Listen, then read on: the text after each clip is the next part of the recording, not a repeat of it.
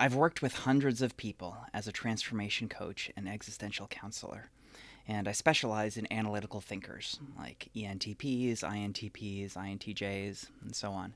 And today I want to talk about a fascinating correlation that I have seen with so many of these people between four different traits.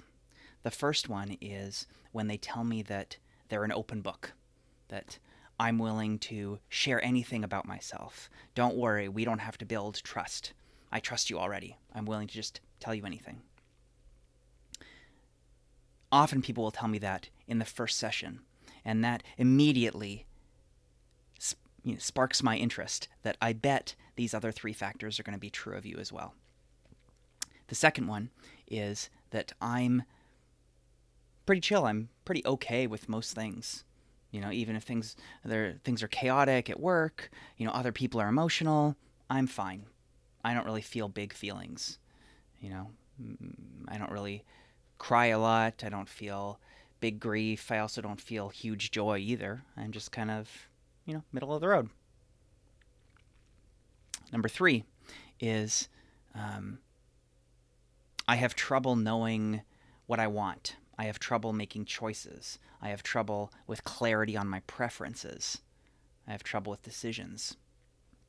And number four is I have trouble socializing. I don't have as many friends as I would like. They're not as deep as I would like.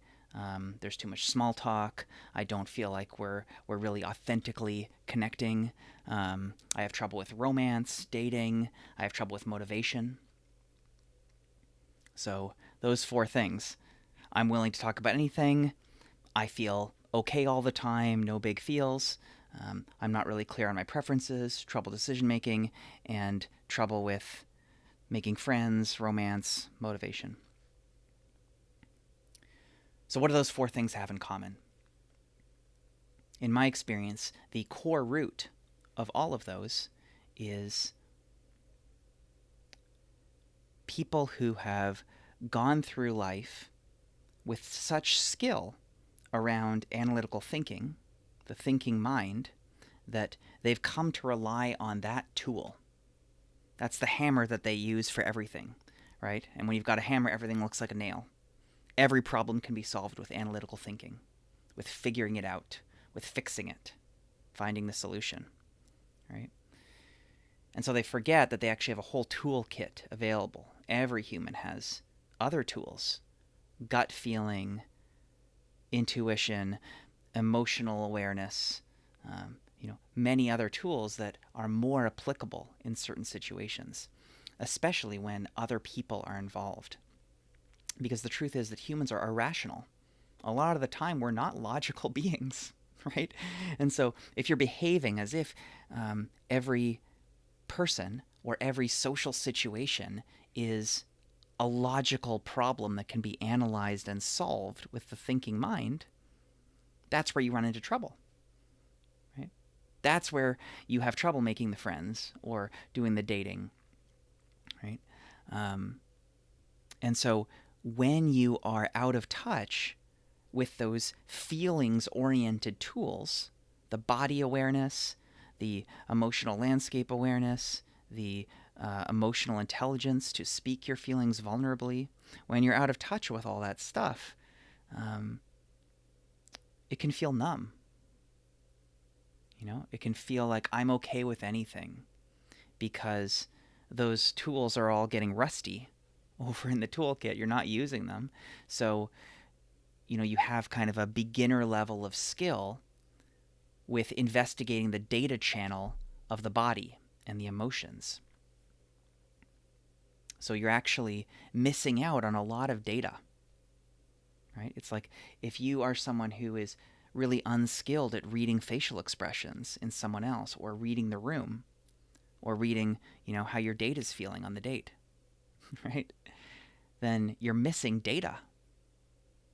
Your assessment of reality is lacking in accuracy.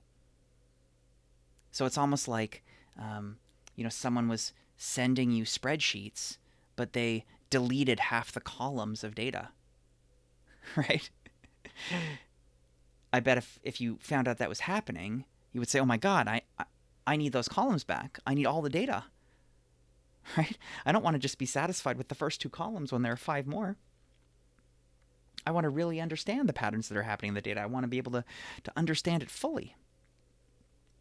So if you're only relying on the thinking mind to analyze everything, then you're missing out on a lot. You're missing out on a lot of the human experience. And kind of the proof of that is if you just feel kind of okay with everything. If you feel, sure, I'm willing to share anything with you. In the vast majority of cases, as I've worked with someone for longer, at first they believe that sure, I'll answer any question. I'll tell you anything about myself. And they believe that's true. I believe that. Right? But what I think is actually happening is they are willing to share any of their intellectual ideas. They're willing to share from the thinking mind because that's what they have access to. The rest of them is numbed down. But then, when we get into deeper stuff, after we've been working together for a while, and we're able to crack through that numbing layer, and we can reach the deeper stuff of, feelings that they've repressed long ago, that they've held on to for years, the death of a loved one that they never really grieved, they never cried about. They just pushed it down, or whatever hard thing, like realizing, oh my God, climate change is happening. So many species are going extinct. The temperatures are rising, things like that, right? Of course, we push some of those things down or we'd go crazy just worrying about all that stuff all the time. But if you never feel grief about any of those things, if you never feel fear about those things, the truth is the world is a really challenging place. So you should feel afraid sometimes. You should feel grief sometimes. You should feel anger sometimes. Those are natural responses to a world that is often not kind. So if you're okay with everything, it's kind of a bad sign. It's kind of a sign that your system is malfunctioning in some way. And, it's a complex issue. I don't want it to seem black and white, right? Like if you have had traumatic experiences in your past, sometimes it's good that some numbing is happening, that your system is taking care of you so that that's not kind of flaring up all the time. But, so they're kind of extreme cases, but they're also just everyday cases of if you are never feeling grief, then you're probably also never feeling the heights of joy either. So if you kind of think you're okay with this, then I would challenge you to say, well, what if what you have experienced in your life that you say is joy, that you say is love, like, wow, I'm so in love, wow, I'm so happy.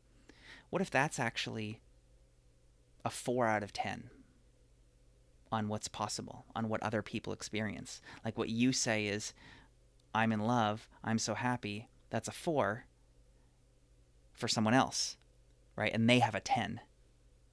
So what if it were possible for you to get to that point where you could actually far exceed the joy that you thought was possible? And that's really what happened to me years ago. When I went through my big transformation, when I used to be such an analytical thinker, just stuck in my head all the time, out of touch with my body, out of touch with my feelings, I thought I was happy. But I realized it was more just kind of my logical analysis. My brain was saying, well, you have a good life, so objectively people would want what you have, therefore you must be happy, right? Or like, oh, this partner ticks off things, ticks off boxes on positive attributes, you must be in love with them, right? Logically, I guess this is love. And I had no idea what was possible. I had no idea what I was missing out on.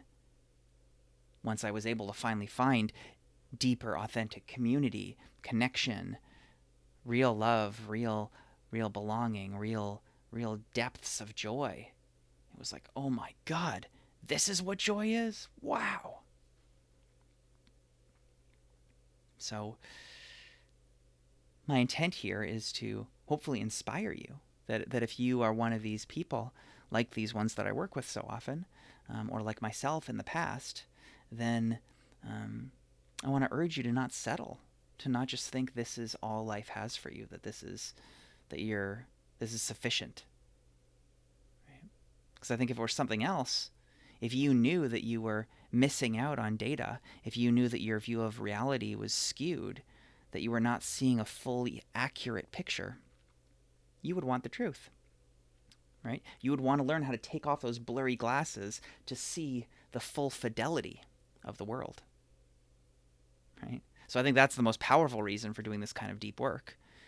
And then there are other benefits as well, like improving your social skills, improving your EQ as a leader, having dates go better for you, finding deeper motivation and purpose. There are all sorts of benefits to developing your feelings. So if this seems interesting to you, I make a lot of videos for analytical thinkers about how to build these skills, how to recalibrate